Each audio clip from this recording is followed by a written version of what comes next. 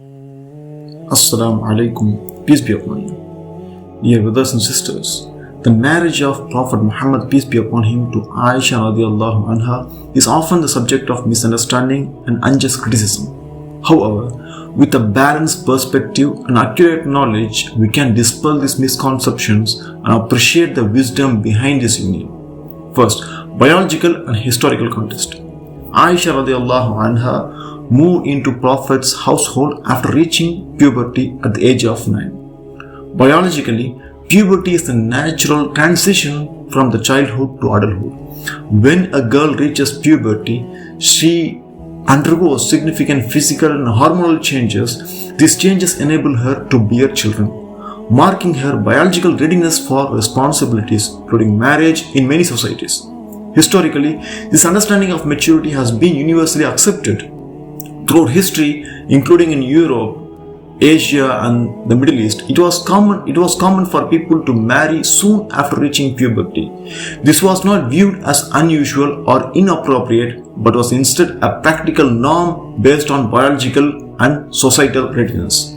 Even today, the age of consent for sexual intercourse varies widely across countries. In several European nations, the legal age of consent is as low as 14, while in others it is higher.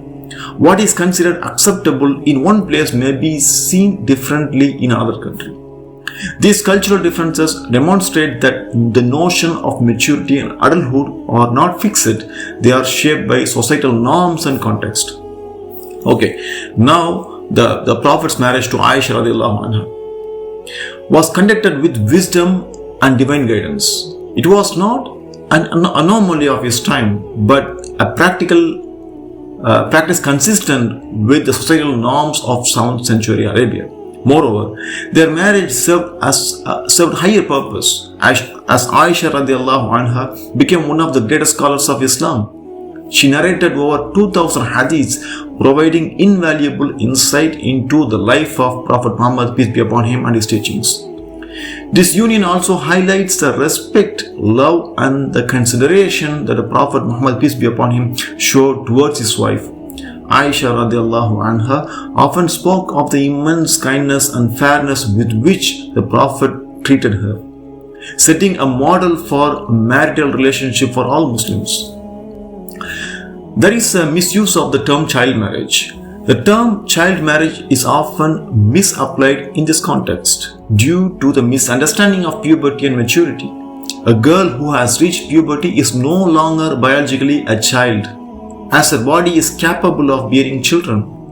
Labeling such marriage as child marriage reflects the modern construct rather than the historical reality.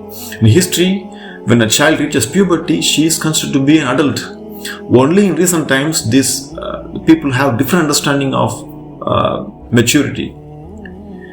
So it is something wrong in our modern times. The people understanding of what is maturity it's somewhere going wrong. Okay, let's call to seek understanding.